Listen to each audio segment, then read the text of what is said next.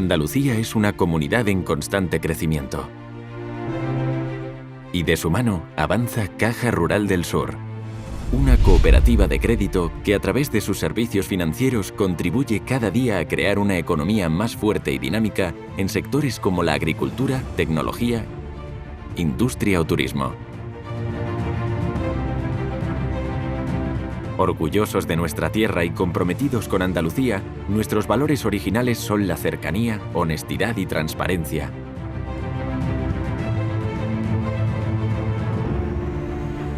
Asimismo, estamos muy comprometidos con el mundo de la cultura a través de nuestra fundación.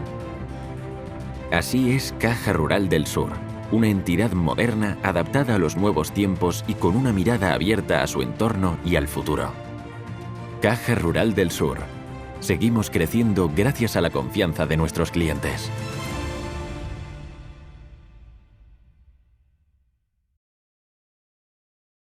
¿Difícil? Lo difícil es pasar de los 30 y tener que seguir escuchando frases como «la habitación no se va a recoger sola» o «¿qué te crees, que esto es un hotel?». En la vida hay cosas difíciles, pero encontrar la casa de tus sueños ya no es una de ellas. Porque con la hipoteca Te lo mereces de Caja Rural del Sur te lo ponemos muy fácil. Acércate a nuestras oficinas y te informaremos de todo lo que necesitas.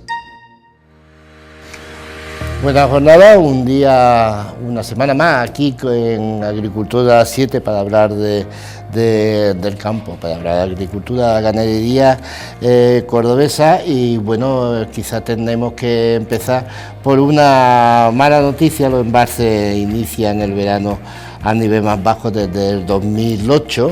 Sí, para el consumo humano está garantizado, pero sin embargo durante 3 años es lo habitual, pero vienen muy malos tiempos. Quizás por eso alguna noticia como el que la Junta haya movilizado 60 millones de euros para modernizar los riegos y ya la comunidad de regantes del Genil Cabra haya recibido ayuda, pues casi es todavía más destacable. Bueno, ha terminado la cosecha de cereal y precisamente vamos a hablar en esta semana, vamos a hablar en este espacio largo y tendido del tema. No se vayan y quédense con nosotros en Agricultura 7.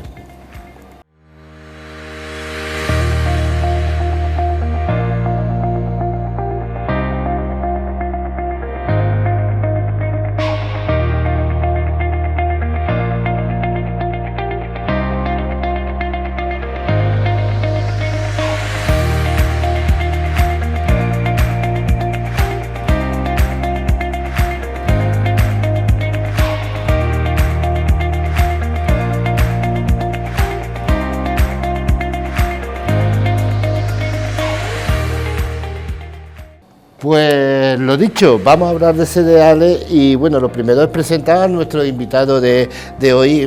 Nos hemos estado colocando la mascarilla mientras que nos ponían los micrófonos, mientras que nos estaban cuidando antes de empezar. Alfonso Moreno, gerente, accionista, ingeniero de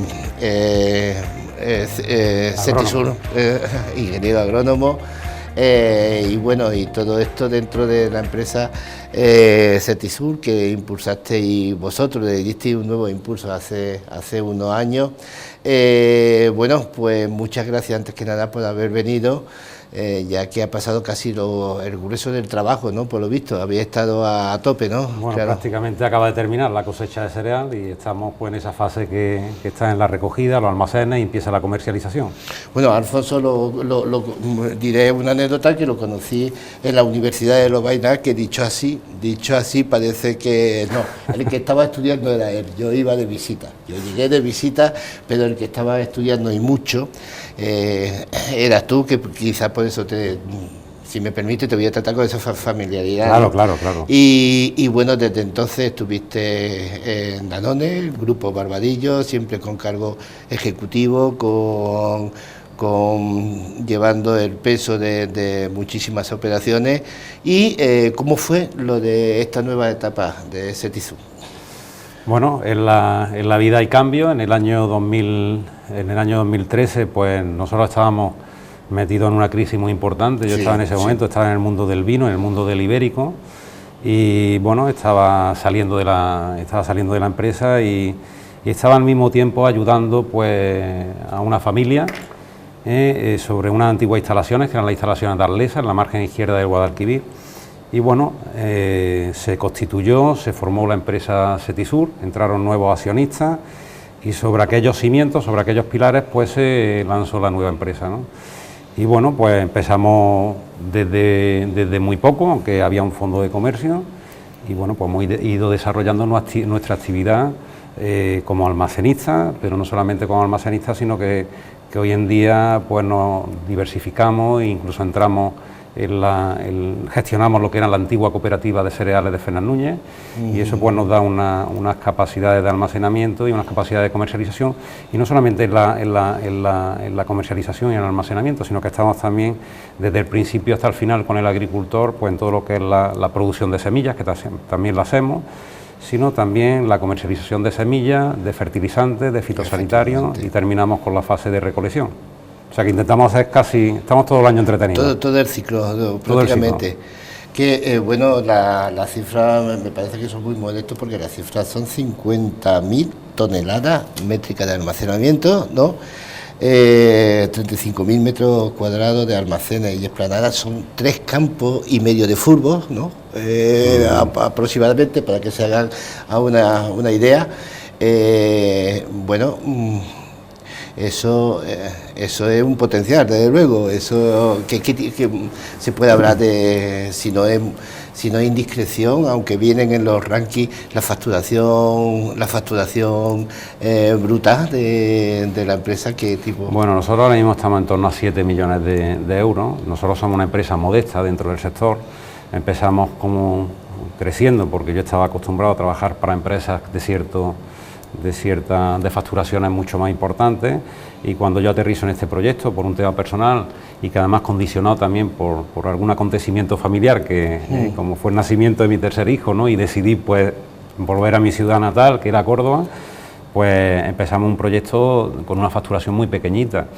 El tener capacidades, y no digo personales, sino capacidades de instalaciones, nos ha permitido pues estar en Córdoba capital y estar también en Fernández Núñez, y desde allí pues esa capacidad al final pues muy importante la labor que se hace, porque siempre hay que recordar que cuando se habla en el mercado de oferta y demanda, cuando se habla de la parte de la oferta no es otra cosa que la producción del agricultor sale toda en un mismo momento, y luego no se consume toda en un mismo momento, sino que hay que almacenarla, que hay que regularla, y que hay que aprovisionarla a la industria, que finalmente la va a procesar para sacar, bueno, pues los diferentes productos que salen de los productos del campo cordobés. Al fin y al cabo, almacenar el producto que sale del campo es la actividad más antigua que tiene el hombre, desde lo propio de plantar la semilla. Son las dos actividades más antiguas de las culturas sedentarias, claro. Bueno, tenéis 8 silos. Eso solamente para hacer 8 silos de 1.200 toneladas.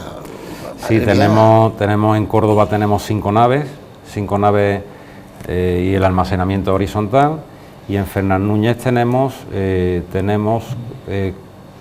5 naves también, y además tenemos 8 silos, ¿no? Cada uno de los silos que me estás comentando pues tiene una capacidad para 1.200 toneladas de trigo, por ejemplo, pero dependiendo del cereal que metas, pues tienen mayor cantidad de kilos, claro, en función de lo que pesa un grano u otro. Bueno, pues entonces me estabas comentando también incluso de planes que está teniendo Setisur, ¿no? De planes, pues por ejemplo, su relación con los puertos. Yo me he quedado sorprendido de cómo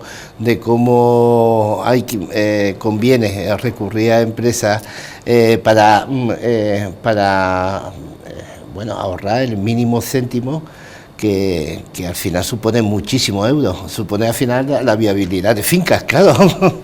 Bueno, esto es un negocio de la agricultura en sí misma, un negocio, una empresa de volumen, y cuando se habla de instalaciones como las nuestras, los volúmenes son importantes, claro. Y sobre todo lo que es el flujo de productos, porque vivimos en un mundo global, pues funciona en un sentido o en otro, según dos cosas, según el lugar de producción y según el lugar de consumo.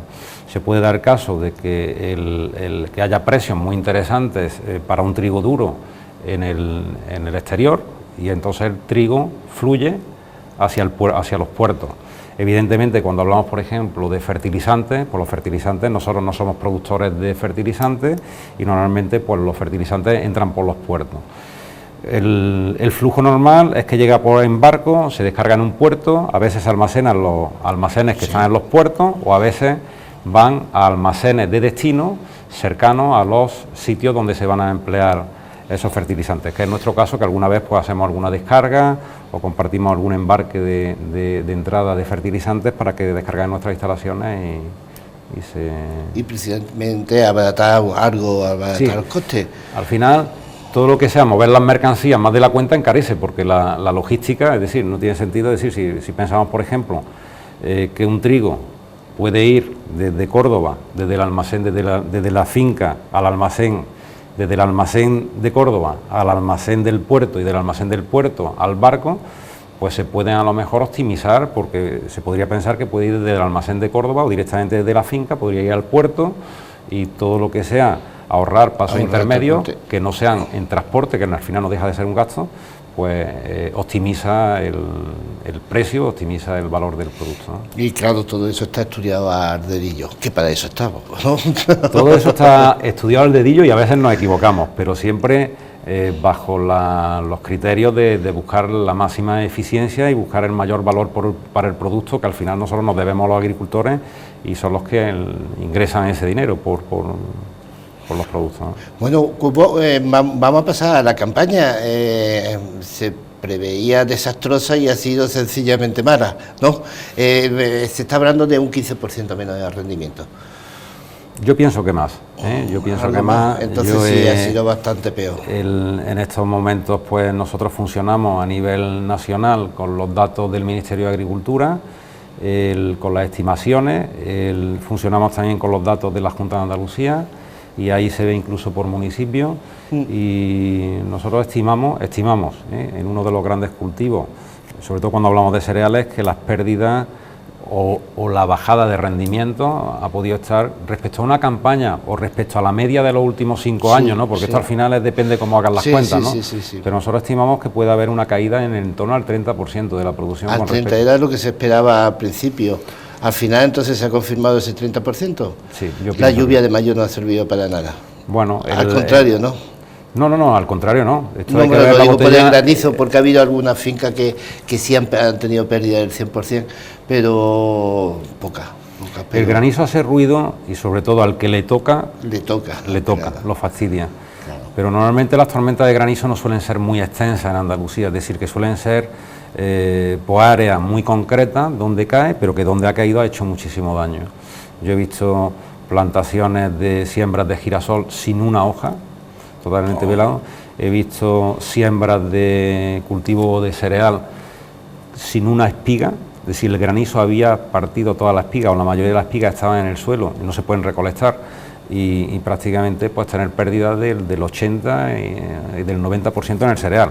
En el girasol creo que no va a ser tanto la pérdida, ¿no? Porque la ha pillado en un estado vegetativo que la planta, pues depende cómo hayan sido los granizos y con la intensidad que le haya pegado, pues pueden tener alguna recuperación, ¿no? Y el agua ese no vino como agua de mayo, esas poquitas tormentas. Depende de dónde le pilla la planta. Por ejemplo, hay que recordar que este año empezó lloviendo bien, y cuando digo bien, no en cantidad, pero sí regularmente, cada 15, 20, 30 días, pues caía el agua. Pero llegó el mes de febrero, que iba todo muy bien.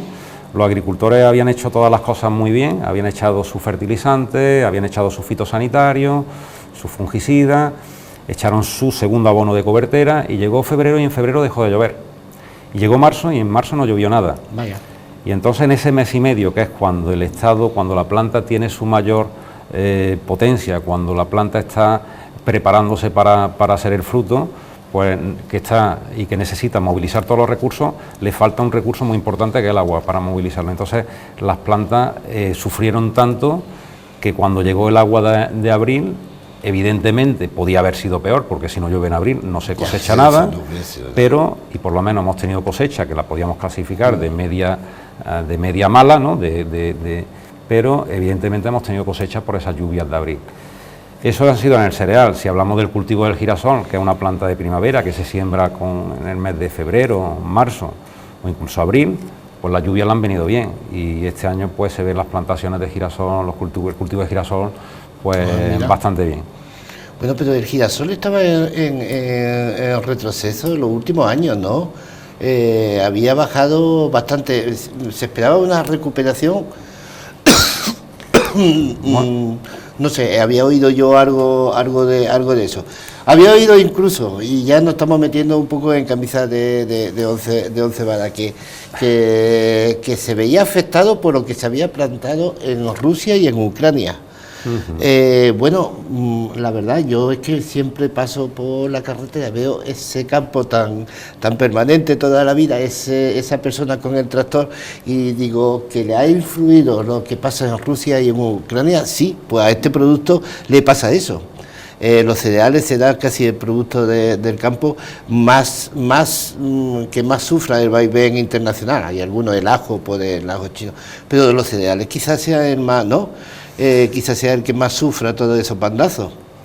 Sí, la verdad que antiguamente se decía que una mala cosecha aquí era sinónimo de precios buenos. Hoy en día puedes tener una mala cosecha aquí y tener precios malos. Aunque no haya producción aquí, como vivimos en un mercado global y los flujos comerciales pues funcionan estupendamente a nivel mundial, pues podemos tener mala cosecha y encima malos precios. Al final, oferta y demanda. El cultivo del girasol no es otra cosa que aquí tenemos las producciones que tenemos, y en otros países como Rusia y Ucrania pues tienen producciones mayores, y eso con unos niveles de precios se puede defender un cultivo, es decir, pues, y por debajo de unos determinados precios los cultivos dejan de ser rentables, o aparecen otros cultivos que con otros precios pues empiezan a ser más interesantes. ¿Se está yendo el girasol al olivar y al almendro? Bueno, en general hemos vivido, hay que tener un poco de memoria, precios del aceite en torno a los 4 euros, sí. Y eso hace 2 años, a 4 euros cobraba el agricultor, y eso ha hecho que mucha gente, a la hora de hacer los números de su explotación, pues viera que el cultivo del olivar era rentable y permitía pues tomar decisiones para invertir en el olivar. Frente a unos años donde las materias primas, los cereales, el girasol, hemos visto unos precios muy deprimidos a nivel internacional. Eso lo ha padecido el agricultor, y el agricultor ha tenido unas rentabilidades muy bajas por hectárea. Entonces, los movimientos que ha habido de cultivo, el agricultor no lo hace por capricho, lo hace buscando la rentabilidad de su tierra. Y en el caso del girasol, pues hemos vivido unos años donde la tonelada se ha movido en el entorno de los 330, 360 euros en los últimos 10 años de media, y este último año los precios han subido bastante, pero claro, el agricultor siembra en función de los precios percibidos el año anterior. Entonces este año, que va a haber precios altos, porque la verdad que tanto en los cereales, y esto no sé si saldrá ahora el tema, por varios factores. Uno evidentemente ha sido el COVID, pero ha habido mayor demanda de alimentos para consumo, y esto ha hecho que los precios internacionales hayan subido y han tirado de todas las materias primas. Y hemos asistido a una subida de precios en los cereales como nunca hemos vivido, pues en algunos cereales de más del 30%. El caso del maíz, el caso de la cebada, el caso del trigo panificable, pues han tenido subidas muy importantes. Y en el caso del girasol también, más del 30% ha tenido subidas de precio, y eso hace que si los precios se mantienen, el agricultor volverá a apostar por los cultivos que le den rentabilidad. Pero claro, un agricultor que haya plantado olivar, al año siguiente ya no puede sembrar girasol, claro. Eso es evidente. Claro. Es decir, se ha perdido superficie en favor de cultivos leñosos como el olivar y como el almendro, porque los números han sido muy positivos en estos años atrás. Y claro, ya la posibilidad de que se recupere la superficie de girasol sería a costa de otros cultivos. Han aparecido también otros cultivos, se han visto cultivos como la quinoa como la mata la uva, leguminosas, la gente pero el fuerte sigue siendo el cereal. El girasol pues estamos en Córdoba, pues en una superficie que oscila entre los 25 o 28.000 hectáreas en la provincia de Córdoba. Y veníamos de hace 10 años que estábamos en cerca de 50.000. Efectivamente, esa era la cifra que antes de llegar, antes de pasar a cámara, estaba no me salía, no pero me acá acordaba. Los precios de hoy, el año que viene, se siembra más girasol. El año que, si se mantienen los precios actuales de mercado claro, que existen en el girasol, se sembrará más girasol. Será esa la tendencia, porque me ha llamado la atención de que, por ejemplo, en el trigo ha bajado un 30%, ¿no?, el rendimiento, y sin embargo, por la demanda mundial, los precios ¿serán buenos, serán malos? Bueno, estamos asistiendo a un momento, a mí me gusta mucho mirar los mercados internacionales, y estamos viviendo un momento donde hay diferentes factores. Hay factores que promueven el alza de precios y hay factores que promueven la baja de precios, ¿no? Pero empieza a leer uno las noticias y ve que en China se está haciendo un sobreestocaje de alimentos porque seguramente ha revivido el factor de garantizar la alimentación no solamente a su población, sino a la cabaña ganadera que tiene el país. Y se ha hecho un acopio muy importante en China. Es decir, la demanda de alimentos en China ha sido muy fuerte en los últimos meses y sigue siendo. Quizás el miedo para volver a las viejas, el miedo ancestral de las hambrunas de otra época que ya no lo sé. Por otro lado, estamos asistiendo se ha asistido a una sequía muy importante en todo el cono sur de Sudamérica. El otro día leía un artículo que toda la navegación fluvial, había países más al sur de Brasil que estaban pidiendo a Brasil que abriese alguna presa para elevar el nivel de los cauces de los ríos para que pudiesen sacar las cosechas en la navegación fluvial, ¿no? Y luego, bueno, la noticia que esta es de ayer o de antes de ayer, ¿no? Ver a los canadienses con 40 y tantos grados. Con 46 grados, cuando ellos en esta fecha lo que suelen tener, pues suelen tener 18 o 20 grados. Bueno, es curioso, pero hay casi que, para tener un tercio de la producción mundial de maíz está en Estados Unidos. Y bueno, el otro día leía una noticia de que si el maíz, por ejemplo, ese tercio se ve dañado, para pienso, eso hará que se demande entonces cereal nuestro para hacer los piensos y hará subir el precio.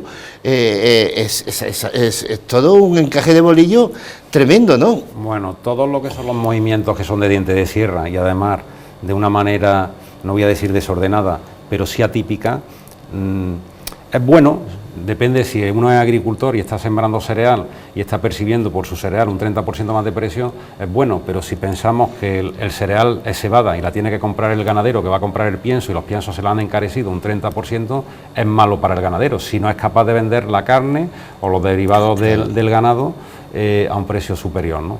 Y entonces asistimos pues a una espiral de subida de precios que hay que gestionar muy bien, porque el ganadero toma decisiones, igual que tomaba el señor que no le salían los números con el girasol y plantaba olivar, pues el ganadero, si no le salen los números con el ganado, pues dejará de producir carne, y eso lo que hace es alterar la oferta, la producción agraria. Y al alterar la producción agraria se altera también la demanda, ¿no? Porque al final, y los precios, ¿no? Porque al final lo que se alteran son los precios, y eso nos metemos en una espiral inflacionista que arrastra todo, porque ahora mismo asistimos a nivel mundial a una subida de precios en las materias primas, que no solamente en el cereal, en los aceites, sino que también en los metales, que en el petróleo. Estamos asistiendo también a una subida de precios en los transportes, en la logística marítima, es decir, que todo aquello que se hacía, ¿no? Porque decía, oye, bueno, pues durante el COVID, por ejemplo, se han quedado muchos buques en los puertos y ha habido muchos contenedores que se han quedado, y cuando se ha querido arrancar todo el procedimiento, todo el proceso logístico del transporte marítimo, pues con una sobredemanda, pues al no haber una oferta de transporte, pues ha hecho elevar los precios del transporte, y es que no solamente se han elevado los precios del transporte, sino que se ha habido desestocaje en algunos productos, ¿no? Entonces lo el accidente en el canal de Suez fue una anécdota, eso es eso fue una anécdota. Una anécdota, las razones son mucho más profundas. Eso es como dice, ¿no? Eso es lo que faltaba, ¿no? Sí, fue la guinda. La guinda para ese mercado internacional. Me estoy quedando totalmente alucinado. Alfonso, me gustaría volver a invitarte también en otra fase, también para seguir hablando sobre todo del cereal, sobre todo de los mercados, y si no te importa, que quisiera contar contigo, pero te voy a pedir un favor, así para terminar. Quizás nunca más que en este cultivo, que en el cereal, que en los cereales, hace falta casi una dosis de adivinatoria, ¿no? En todos los demás más o menos se puede calcular que hace falta auténticos expertos en adivinarnos por dónde va a ir la próxima temporada, ya que se están terminando en toda España de las cosechas. ¿En cuanto a producción o en cuanto a mercado y precio? Mercado y precio, vamos. Bueno, yo siempre le digo a mis agricultores, y mucha gente me hace la misma pregunta: si fuera tuya la cosecha, ¿qué harías? ¿Vendería o no vendería? Y sobre todo en mercados que ahora mismo, hoy ha habido lonja en Córdoba, los precios han subido en general de todos los productos, ¿no? Y me dice, los precios están altos, ¿qué hago? ¿Vendo o no vendo? Y yo siempre le digo lo mismo, es decir, cuando los precios están altos hay más probabilidades de que bajen, y cuando están bajos hay más probabilidades de que suban.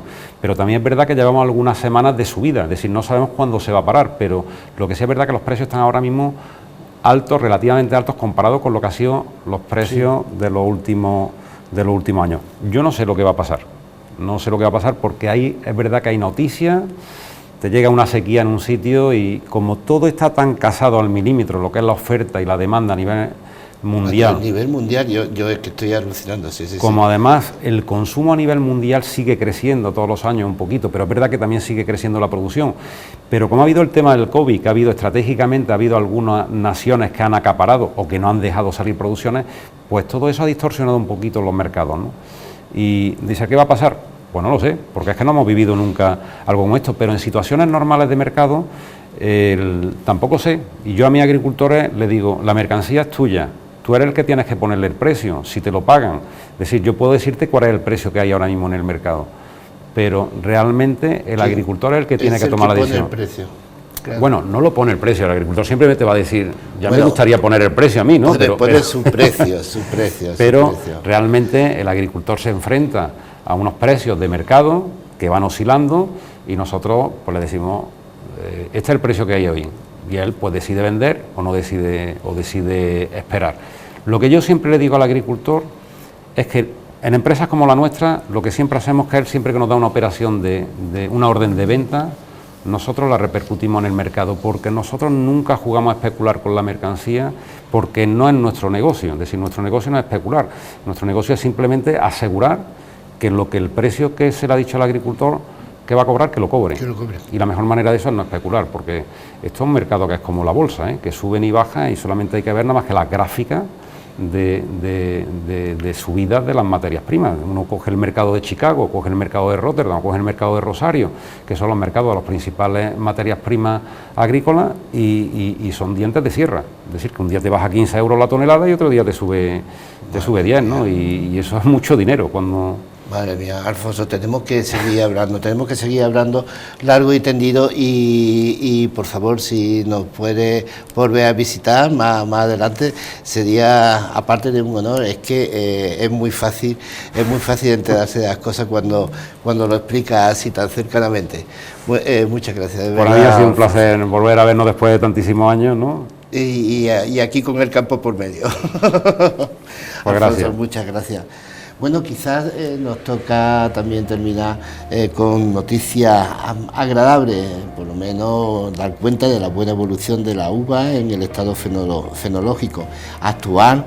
Decir que se está adelantando en cierta forma el almendro en la última fase antes de la cosecha, y bueno, pues hace poquito estábamos hablando del cultivo nuevo que hasta hace poco pues sonaban casi a ciencia ficción.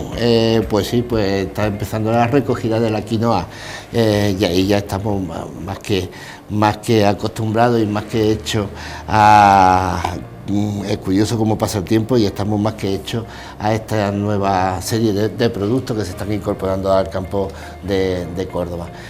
Bueno, eso ha sido todo por hoy. Le esperamos la próxima semana con otro espacio donde trataremos a fondo los problemas y las potencialidades del campo aquí en Agricultura 7. ¿Difícil? Lo difícil es pasar de los 30 y tener que seguir escuchando frases como «la habitación no se va a recoger sola» o «¿qué te crees, que esto es un hotel?». En la vida hay cosas difíciles, pero encontrar la casa de tus sueños ya no es una de ellas. Porque con la hipoteca Te lo mereces de Caja Rural del Sur te lo ponemos muy fácil. Acércate a nuestras oficinas y te informaremos de todo lo que necesitas. Andalucía es una comunidad en constante crecimiento. Y de su mano avanza Caja Rural del Sur, una cooperativa de crédito que a través de sus servicios financieros contribuye cada día a crear una economía más fuerte y dinámica en sectores como la agricultura, tecnología, industria o turismo. Orgullosos de nuestra tierra y comprometidos con Andalucía, nuestros valores originales son la cercanía, honestidad y transparencia.